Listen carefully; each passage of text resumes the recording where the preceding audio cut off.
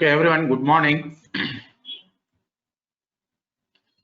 So this seminar is on contact mechanics, both the theory and the finite element analysis. To start with, let us see what is the historical background of going into the contact mechanics. What makes this contact mechanics and the historical background, where we had the advantage and the disadvantage, that is mainly because of causing the friction between the contact surfaces. And this friction, which is one of the usage in the Stone Age, where the Stone Age people used to light the fire with the help of the friction between the two surfaces. At the same time, later on in the Egyptian history, we find for the transportation of the stones during the building of the pyramids, the stones surfaces were very rough, and moving these stones, huge stones, was very tough, and hence they used to lubricate this to reduce the friction.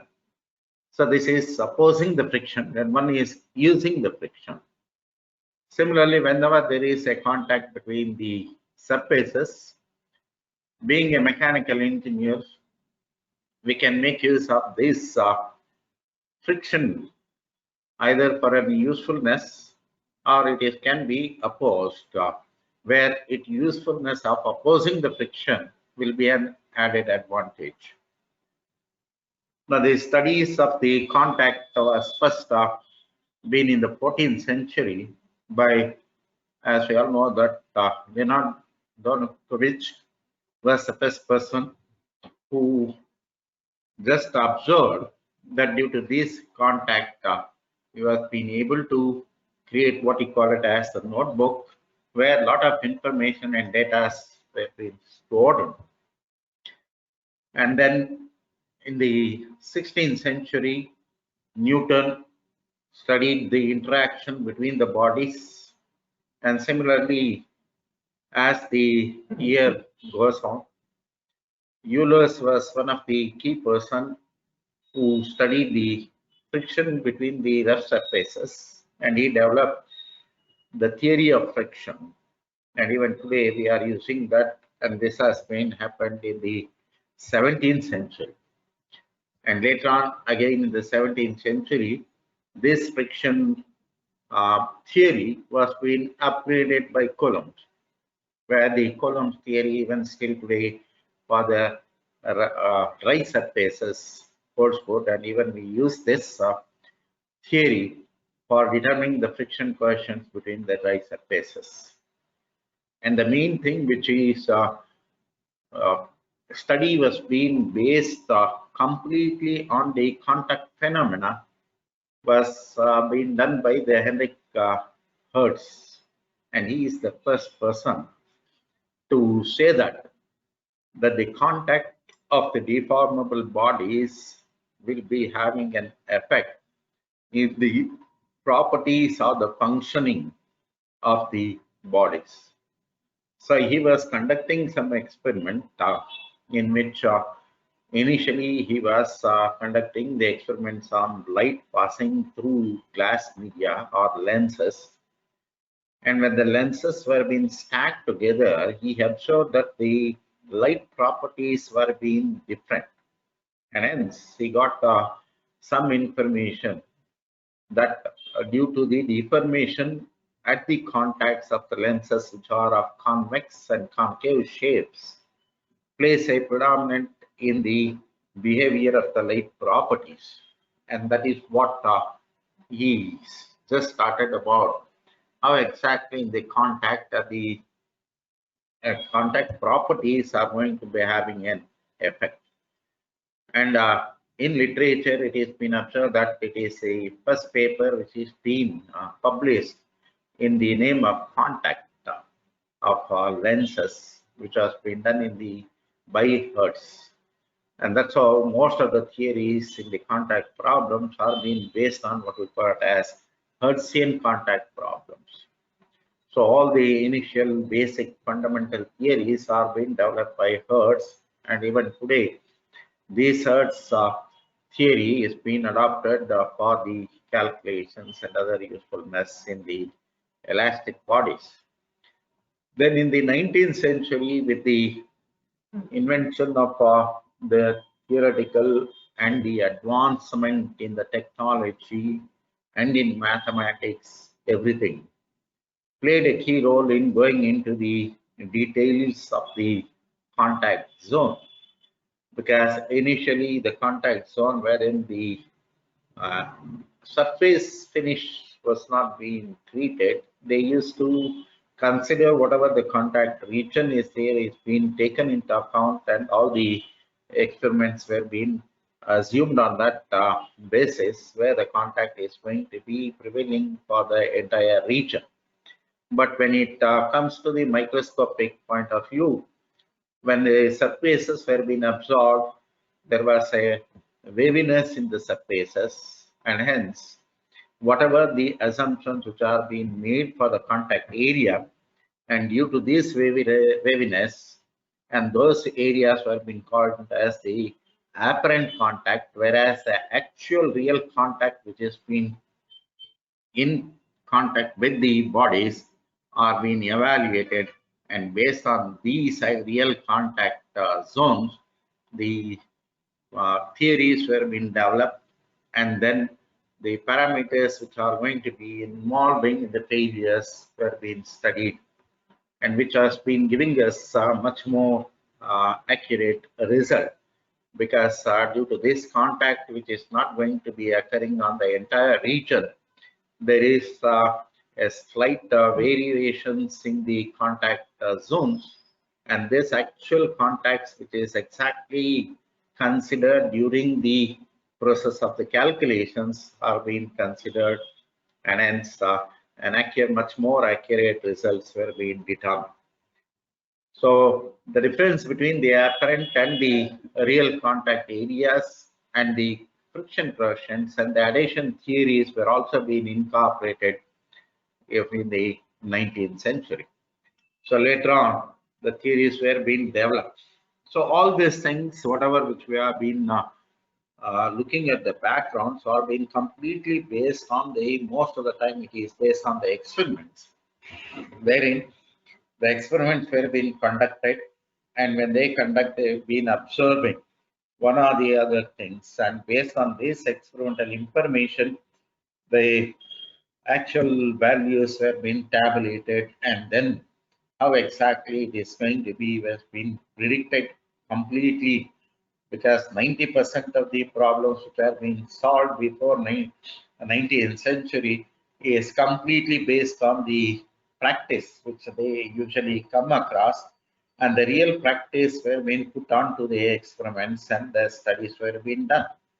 But these are found to be a little bit cumbersome process, and incorporating the actual situations were also being found in difficult. And at that time, the theoretical part was not much of the interest in the scientist area. But later on in the 19th century, with the development of the technology, the application of the science into engineering, and then with the development of the mathematical tools, and with the inventions of the electronic industry, that is, when the computers were being incorporated, and that is where the numerical techniques were being incorporated, and the digital computers were being more powerful in solving these numerical problems, or even the engineering problems have been converted into the numerical values, and the methodologies were being developed, and using the computers people were being able to solve this problem. And hence in the later on, after 1960, the theory became more predominant when compared to the practice, because in practice there are live situations were been very cumbersome process to create, and then destructive process were being very highly not economical. So with all this, theory was very fastly developed in the later on 1960. So that's the theory. If you see in the 19th century, even though there were been a lot of information, but it was a burden. Nobody used to look into the details in the theoretical aspect. Whereas the practice they used to do, conduct the experiment, create the real situations, and try to arrive at the solutions by conducting the experiments. As I told you, in the 1940s, theory was just behind the practice, because as we see, Newton, Euler, and many more scientists, they came into the picture and they gave much more information which are theoretically based, and that was been giving us a more uh, clear things for the actual situations. And that's the theory was been catching up the practice in 1940s. And later on, as the technology developed and with the mathematical tools which have been developed, in 1960, we find that the finite element analysis was being introduced to solve most of the engineering problem. And this finite element method is nothing but a mathematical tool which has been giving us a systematic procedure of solving the problem. And with this help, we were being able to solve many complicated engineering problems. And thereby, the actual practice, that is conducting the experiments and other things, which was a cumbersome process, and also it was not economical. Most of the people try to shift over the theoretical aspect.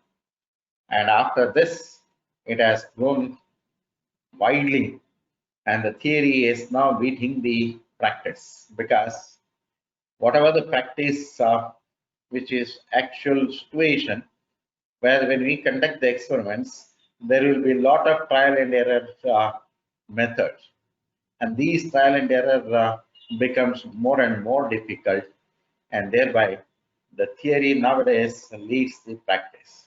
I think hardly we see conducting of the experiment, especially in the case of contact mechanics, is very, very minimal. So most of the time it has been depending on the theoretical formulation and the numerical solutions of the problems. And thus today we are away head from the actual practice in when compared to the experiments which is being conducted in many of the industry. They prefer to have the theoretical numerical solutions. Now the type of scales of contact here we define in the three ways a scale of contact. One is at the nanoscale, wherein at the molecular level or the atomic level, the contacts can be having an effect with the van der Waals forces and Casimir effects during the formation of the material itself. And that can also be studied in the contact mechanics at the nanoscale. And when it comes to the macro scale, where the roughness and microstructures of the surface of the materials plays a key role in the contact mechanics. And these surface roughness, and as I told you, whenever we have this contact, the surfaces should be as smooth as possible. And if there is a waviness in the surface, and that is to be taken into account, as many of the scientists look into the contact area, which has the apparent area of contact and the actual real area of contact. So the ratio of this will also play a key role in the contact mechanic analysis. Then at the macro scale, one will be interested in knowing the stress strain state of the contacting solid, and that too if these are being repeated, what you call it as the fatigue loading. And due to this fatigue loading, there may be a chances of a lot of failures in this. So here you have shown an example of a railway wheel, the wagon of a railway wheel which is having contact with the rails. And one can see that the failing of either the wheel or the rails is going to be critical, because it is going to give us a loss of humanity. And hence, careful study of these two components has to be appropriately treated and try to analyze, and the design should be based taking into account all these aspects. Now, the contact mechanics that usually appears in all the areas of engineering. So to start with the mechanical engineering, so many of the components, whatever which we have today, we don't find a single component because most of the products have been made up of multiple components which are being assembled. And when it is been assembled in one or the other way, there is a contact. And hence, the contact mechanics is going to be a very key in the analysis sector, and it is going to be involving in the designing of the product. And with this contact, one can see that the friction can be reduced by using the ball bearings or the roller bearings and the journal bearings, in which the contact mechanics is going to be a very, very critical one to design the ball or the roller, the bearing race and other things. Now, contact mechanics as is being considered in the industry, automotive industries, especially in the case of a railway wagon, where the wheels of the rail and the rails will be having the contact, and that it is going to be repeatedly having the contact, which we call it as the fatigue loading. And due to this fatigue loading, the rails are going to be failing at a particular point. And if these things have been noted, so one can see that when the load which is being acted by the wagon onto the wheel, which in turn transmits to the rails, and the rails are going to be actually bent, and due to the friction and the forces, there is a friction, there is the high stresses which are going to be induced in that. And since it is going to be repeatedly acting, one after the other, wheels will be in contact at that particular point after an intermediate of time. And thereby, it is going to be a fatigue loading. And due to this fatigue loading, and due to the loads and the contact, the stresses are going to be peak, and the cracks may be developed at the contact zone.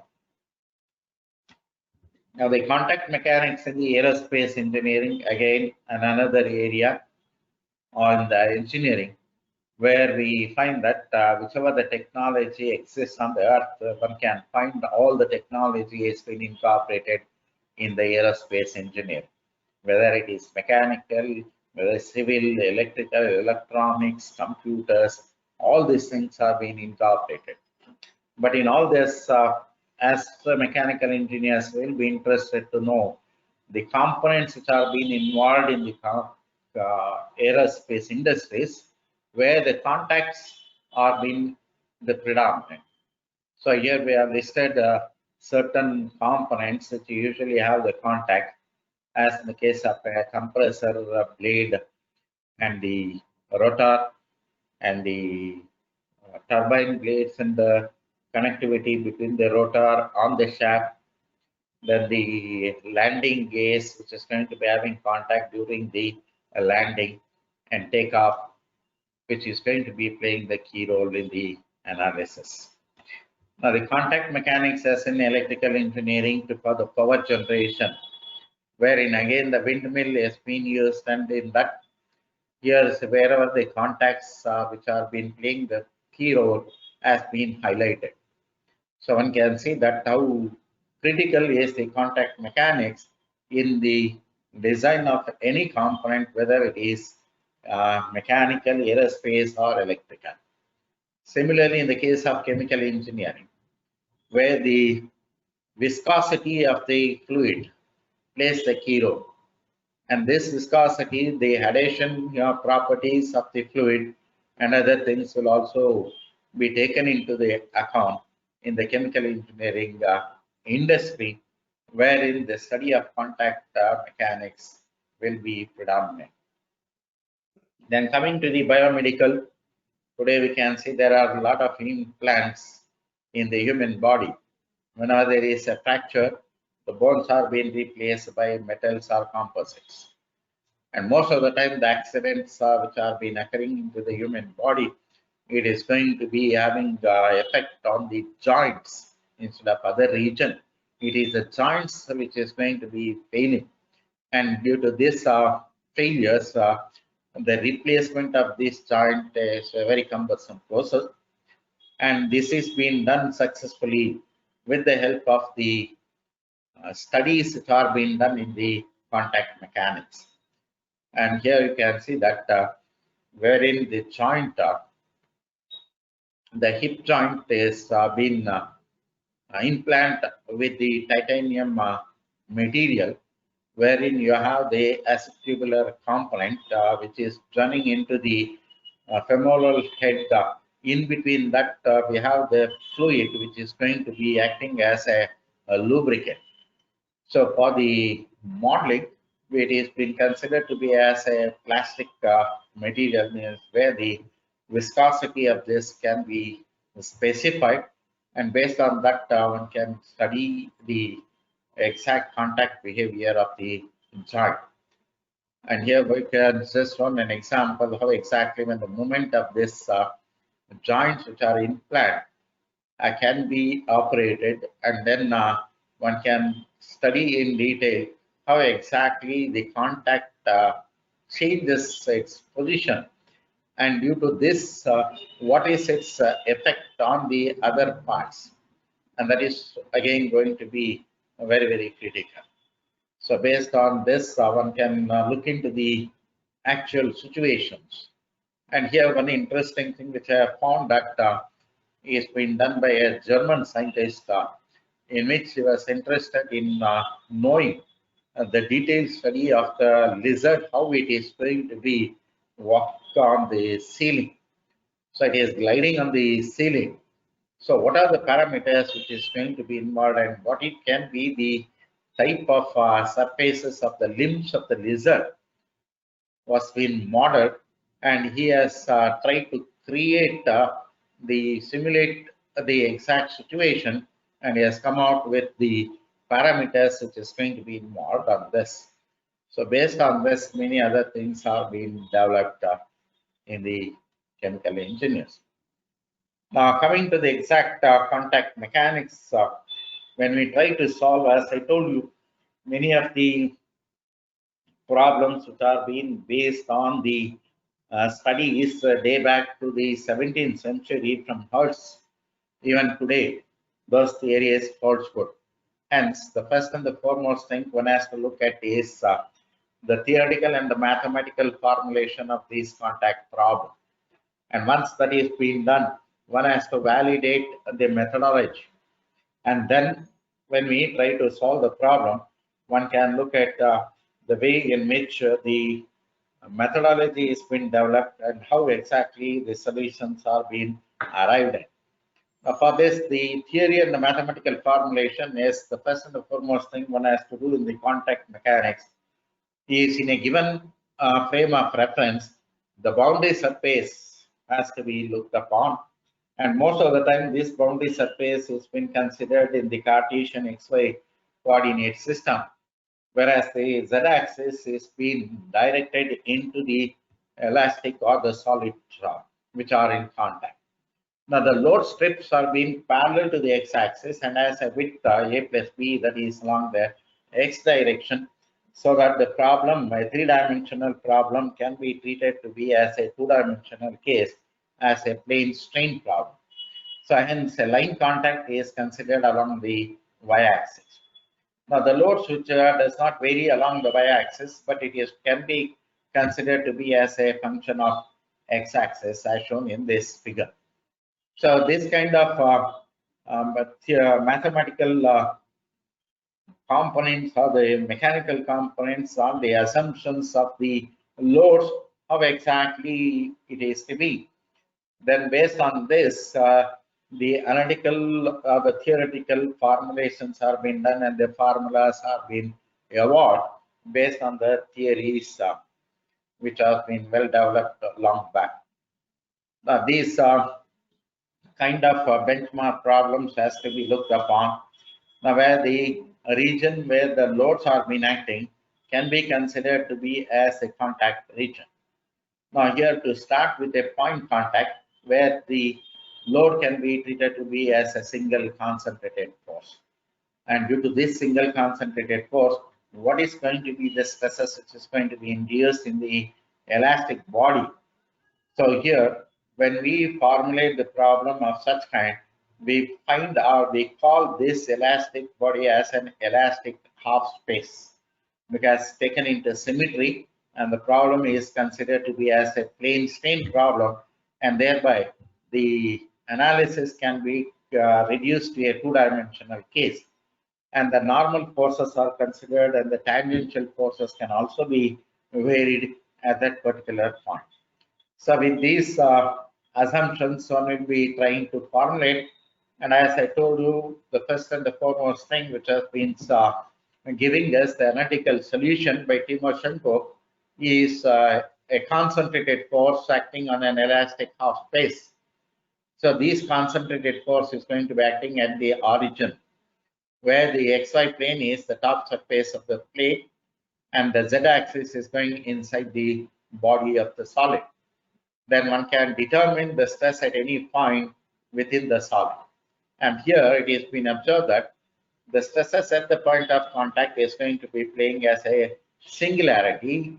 The mathematical formulation, whatever which we get, the stress at the point of contact will have a singularity, which is not of our interest, but just underneath the point of contact, the stress shoots up to a very high value.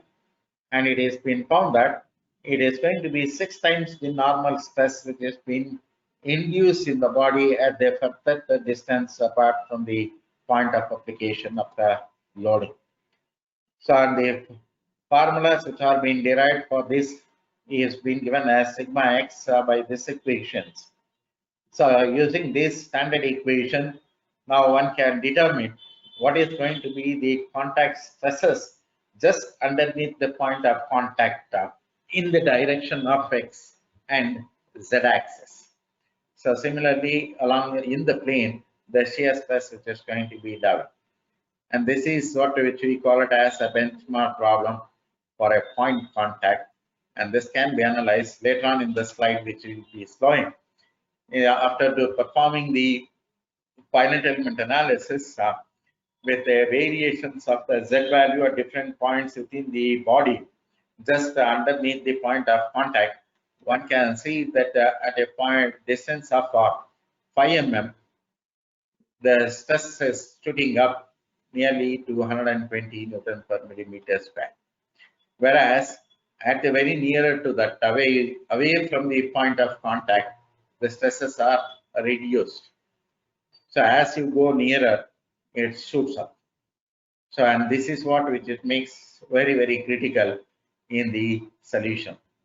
And there's another example in the as a standard benchmark problem is an indentation of a flat punch.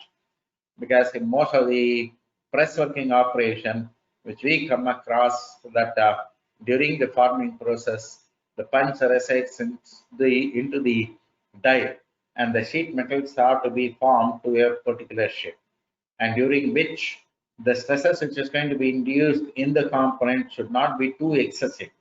If it is going to be too excessive, then it is going to be creating a crack or it is going to be failing. Whereas it has to be stress beyond elastic, but within a certain limit, and at the same time it should be retaining its shape and size as it is being formed. And for that, one has to know what exactly the stresses which is going to be induced in these sheets or in the plates, and which the contact mechanics formulation is very, very critical. And here are exactly the pressure distribution which is going to be occurring. Starting from the center, it is going to have, but as it comes to the nearer to the end, where there is a change in the geometric section, the stresses are going to be shooting to a very high value. The type of contact for the benchmark problem where the numerical or the analytical formulations are being derived and the equations which we can directly use for any type of component. Here, two bodies have been considered and which is going to have two concentric curvatures. So, at the minimum radius of curvature is being treated by R1 and R2 for the top body and the bottom body. And the maximum radius of curvatures are being treated as R1 dash and R2 dash. So here you can see that along the thickness, it has a minimum radius.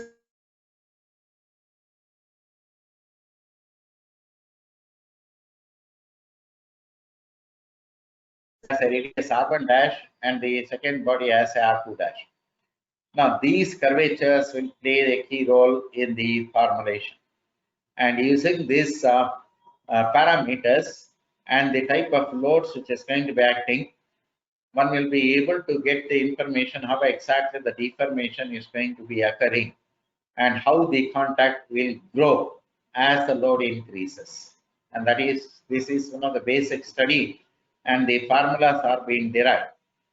And using this study, it has been observed that at the point of contact, initially when there is no load, there is a point contact, and as the load increases, one will be observing that the region grows in an elliptical surface, and hence the contact surface area will be an ellipse, and it is been found even in the mathematically for that particular problem, the surface, that is the contours of the region of contact, having giving the equation as x square by a square plus y square by b square equal to 1. Now, this equation is a very well-known equation in mathematics, which is an equation of ellipse. And thus we prove that the surface area of contact as the load increases, when it has a point contact without load, and as the load increases, the surface is going to trace a concentric elliptical surfaces. And similarly, the stresses at this particular point, which are going to be compressive in nature, and then the maximum shear plane can be determined, which is going to be helpful for the failure of structures. Now, the way in which how these surfaces are being determined is first we take a datum line where a common tangential plane has been incorporated at the point of contact between the two surface body. And in the plane of the curvature, we consider a chord that is CD, which is going to be at a distance of Z1 along the Z axis. Now, using the geometry of this, knowing the inclinations of this chord and the bottom, so one can arrive at what is going to be the coordinates at the point C and D. So these coordinates, when we observe, will be expressed by this equation. Now this equation is nothing but mathematically it is an equation of an ellipse, and thus one can determine the point G on any of these corresponding contours as the load increases. Now, at the beginning, when there is no load, the point contact, it coincides at the center. And as the load increases, the concentric ellipse keeps on increasing. And this is the theoretical formulations which has been already been done. And in that region, the pressure which is going to be developed in the contact zone is again being formulated, and the mathematical expression are being derived to evaluate the pressure at the contact zone, which is being increased from a point contact to an elliptical surface. Coming to the contact algorithm, which has been widely used in the software. So basically, what makes this contact analysis so complicated? The region of contact is typically unknown in the starting of the analysis, because many times it may not be having the contact during certain duration of time. And as the loads are being applied and as the bodies are going to be deformed, the contact will be developed. And again, this contact Initially, it may be a point, then it may be a line, and then it may be surface. But we cannot say this is what it is going to be exactly happening. And that's how the path, how exactly the contact is going to be, is a very, very critical thing. And the next thing is between the surfaces, whether the friction is going to be incorporated into it. If the friction is not there, the formulations are going to be different. If the friction exists, it again becomes a little bit complicated, because the friction which is going to be having normal, tangential, axial. So all the types of frictions effects has to be taken into account. So and the contact problems which includes the friction will be a friction which is path dependent. As I told you, whether it is going to be acting normally or tangentially or axially. So all these things has to be for which one has to know how exactly the forces which are going to be acting and how the forces is going to be considered, and whether these forces is going to remain for a long duration of time or if is it an intermittent forces. Now the frictional response may be chaotic, making the solution convergence difficult. And that is why this contact mechanics is going to be very critical. The parts might be unconstrained except for the contact with other parts. There are many situations in which the contacts are not being constrained.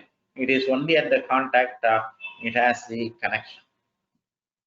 Then in such case, analysis becomes too difficult, because the constraint in the rigid body motion of the body has to be constrained at one or the other point for the analysis. Thereby, prior to the establishment of the contact, such parts are initially unconstrained free bodies with nothing, because it is a rigid body, it won't be deforming. Then suddenly, when the movements are being considered into account, then there is a contact. And this contact causes high stresses in the contacts.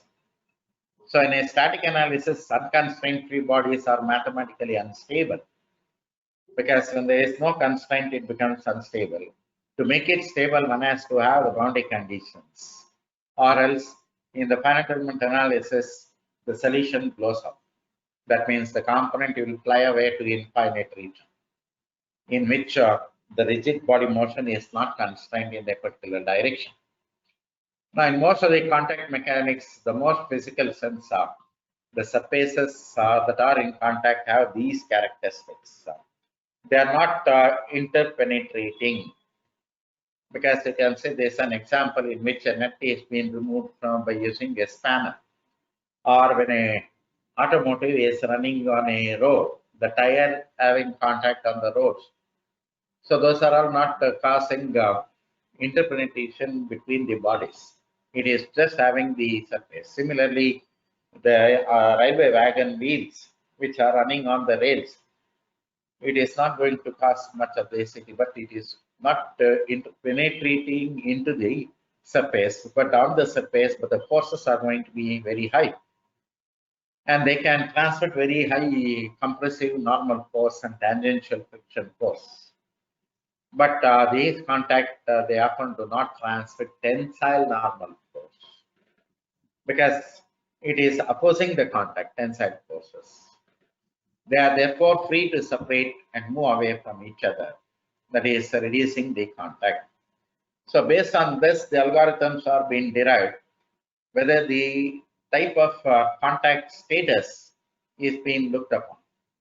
So in the algorithm, most of the time, it becomes a nonlinear properties, because there is a change in the status. There is no contact, then it comes to a close contact, then again it is going to be a close contact with the friction, without friction, there is a sliding. So all these cases are being taken into account. Based on that, in the software, the options are supposed to be specified. Now, whenever the status is specified as 0, that means the initial contact is open. When we specify that it is 1, the initial contact is open, but it is nearer to the field. That means at any time it may come and have the contact. So when we specify the code to be a status has to be 2, then it has a close contact with the sliding. Or when we substitute the status to be as 3, and it is going to specify that the contact is completely close and there is a sticking between the surfaces. So these are the different types of algorithms which are being used based on the contact status. Now, whenever there is any particular contact status throughout the analysis converges the results easily. But when there is a change in the status of the contact, the convergence of the results are very, very vague. And that has to be taken care into account during the solutions using the analysis, during the analysis. Now, the contact is strongly nonlinear because both the normal and the tangential stiffness at the contact surface changes significantly with the change in the contact status. Now, as you see, when there is open, there is no friction. As the close, there is a lot of friction. Thus, large and sudden change in the stiffness often causes severe convergence difficulty in the analysis. Now, again, the type of classification of the contacts in the algorithms is going to be classified under 2 general categories. Whether the contacting surfaces are being both rigid or flexible. That means rigid means the deformation within the body is not considered. It acts as though it is a rigid body. Whenever we consider it to be as a flexible, then there is an internal deformation in it. What we call it as a deformable body and rigid body. So based on this, one can perform the contact mechanics or solve the contact mechanics problem. So it all depends upon the engineering judgment, how exactly we have supposed to specify the contact classifications and classify it, which particular component should be rigid and which is should be flexible, or whether both should be flexible or both should be rigid. So rigid to flexible means one component is which is having the contact is considered to be as a rigid, wherein internally it will never have any deformation. So one surface has significantly very high stiffness than the other. So in the many metal forming problems, we take this category in which the tools, that is the punch and the die, is being made to be as rigid, whereas the sheet which has to be formed is made to be flexible. Now the stresses within the rigid body is not at all calculated as soon as you declare it to be as a rigid body. Then when you have, even in the case of rolling operations, the deformable body is taken to be as flexible, whereas the rollers are been considered to be as rigid. Now it can be both flexible, as in the case of spline couplings, or in the case of gear teeth. So in which both the deformations are going to be playing their predominant. So the spline coupling piece will be having in contact, and at the same time the power is being transmitted through one shaft to the another shaft. The driving and the driven shaft has to be considered to be as both as the flexible, then only one can analyze. So here I have taken some of the examples which I have solved for the benchmark problem and try to verify the finite element solutions with the analytical solutions. And here you can see that this is one of an elastic half space which has been subjected to a point load. And we saw that in the theory, we arrive at the equations. And this equation, substituting the values, the theoretical value of the stresses was found to be 1.59. And even in the FEM result, you can find this result. That is 1.59, which is going to be. And the way in which the variation of these stresses are being plotted for both theory and as well as the finite element solution. Now the continuous line is the theoretical solution and the colored line is going to be the finite element solution. So here the finite element solutions results are being tabulated. One can use this formula and for a particular load and at a particular distance in the body is graph is being plotted, and it can be clearly observed that both the curves are going to be coinciding, and hence whatever the methodology which we have adopted to solve the problem can consider to be as an accurate one. And this is what for that particular analysis, the stress distributions which are being found to be. And again, another values when it is being subjected to normal pressure, the graphs are been plotted for both theoretical and experimental. And here you can see that in the finite element solution, since it is being discretized to a finite number, whereas in the analytical solution, it is a continuous. So this point is the singularity point at which is not being treated, whereas this is going to be the actual stress distribution. And the contour plots for the same analysis is being shown here. And another case in which the tangential traction force is being taken in the calculations for the semi elastic plate. So here also one can observe that the theoretical and the FEM solutions are more accurate near the contact zone. Just away from the contact zone, there is a very small variation, but too it is very, very negligible. Now, another good example of a contact mechanics as a benchmark problem is a shrink fit problem, in which even from the basic strength of material, we have compound cylinders which are shrunk on two. And these cylinders can sustain very high internal or external pressures. Thus, by creating an interference fit, or what you call it as the shrink fit, one can observe what is going to be the pressure which is going to be developed at the contact of the two inner and outer cylinder. And hence, due to this contact pressure which is being developed, due to the changes in the geometry of the dimensions, an interference fit is being provided. When this interference fit is assembled by using the shrink fit assembly process, that is by heating the outer component, it expands, and by cooling the inner component, it contracts, and both are being assembled. When it comes to room temperature, there is going to be a very high contact pressure developed in the contact zone between the two surfaces. That is, at the outer surface of the inner component and the inner surface of the outer components are being subjected to a very high contact pressure, for which the solutions, the analytical formulas are being used by using the Lame's equation, and the verification is being done by using the finite element analysis, and that is being found. So here you can observe that the finite element solutions and the analytical solution results which are being plotted along the thickness of the cylinder, both the radial and as well as the tangential stress components, and both are exactly coinciding. And then we'll see that how exactly the contact wizard can be made use for analyzing the contact problem.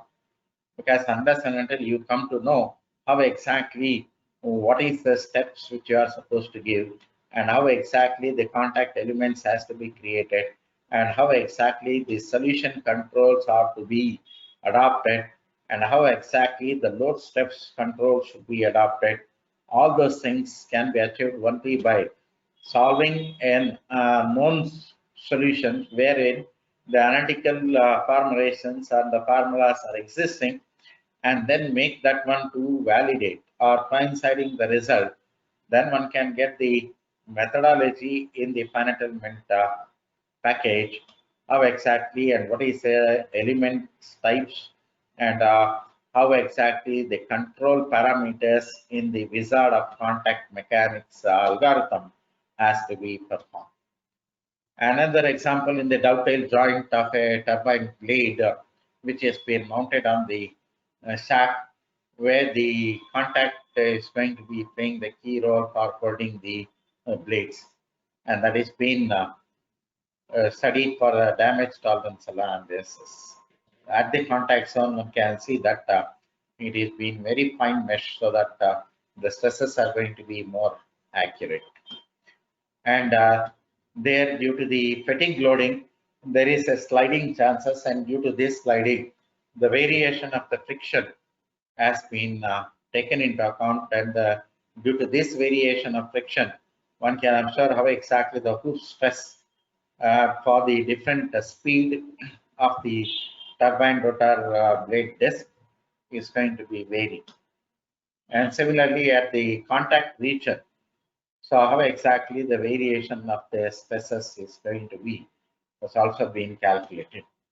And the application of finite element analysis into the biomedical, as I told you, for the bone joint replacement implant, this is one of the cases which we have done for one of the study where the joint has the femoral end and the firm bottom, the contact region, how exactly it is going to be behaving, what is the amount of stresses which is going to be induced for different load which is coming on the hip has been studied in this case. So this is all about the contact mechanics. Just I have given a brief of this, an outline. The detail of these things, what individual thing which I have just uploaded here, it is going to be dealt in detail with the mathematical formulations in our regular course. So if one is interested into the detailed depth of this, one can opt for the visit our website and see the detail of the courses which we have. And in this particular course, we can see that we deal with what is the main objective of the course. Then we have the description of the course, what are the things which we'll be deciding. And then we have the objectives, that is, so what are the things, learning objectives of this particular course using the finite element, and what are the detailed topics which we'll be discussing, starting from the historical background and the fundamentals of the contact mechanics, starting from the point contact, then the line contact, then the surface contact. And then when we try to go and solve the problems on the software, how exactly the algorithms is going to be playing a key role in the analysis, and what are the control parameters which you have to look at. And these things are being dealt in detail about this. Then when it is been coming to the classifications and the simple contact models will be analyzed. And in the practicals, we have about 50 hours of practical duration, where the theoretical aspect is going to be for 20 hours, and the tutorials is going to be for about 30 hours, and 50 hours duration we give for the practicing on your own. So that the total duration of practice is going to be about 80 hours. 20 hours is going to be the theory. So this is about the just an introduction to contact mechanics. Is any clarifications if you have, you can just put it on the chat box.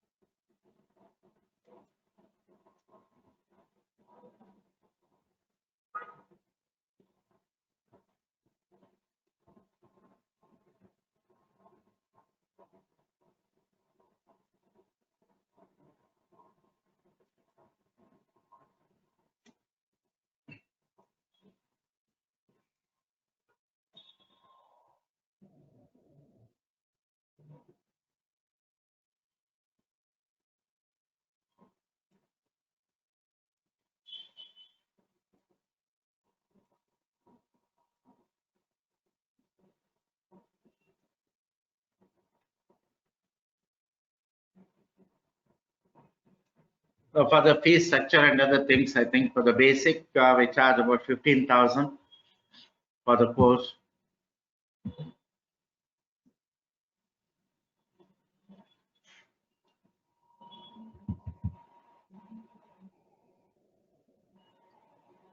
So there is a question by Pawan, edge of the contact phenomena. Yes, it can be treated to be as a point contact. So from the point contact analysis, one can treat this problem and then further proceed.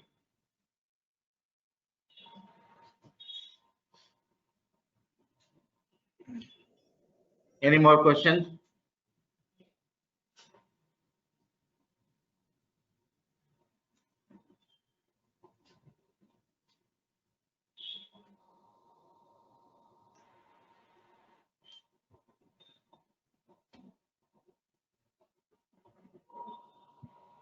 Okay, still if you have any doubts, you can just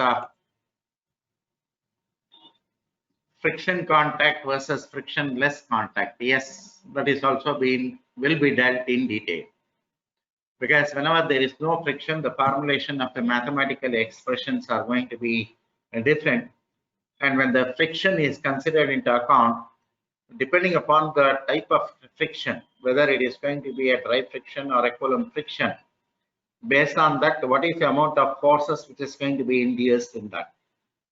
And that force will also be incorporated into the formulation and then analyzed.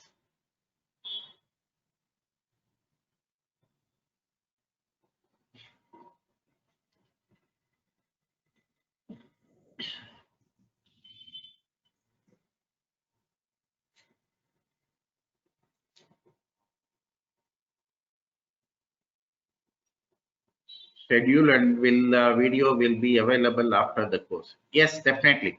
It is recorded.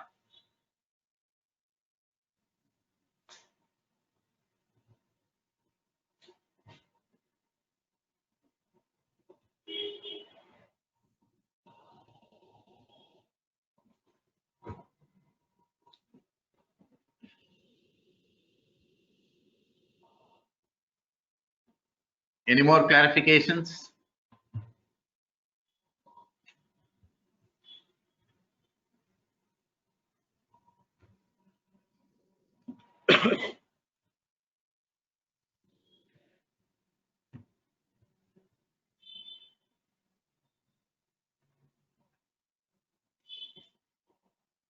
Okay, if there is no clarifications, I thank you for your patient listening for 1 hour. And if you have any clarifications, you can write to us, wherein the email ID and other things is available on the website. Thank you. Bye.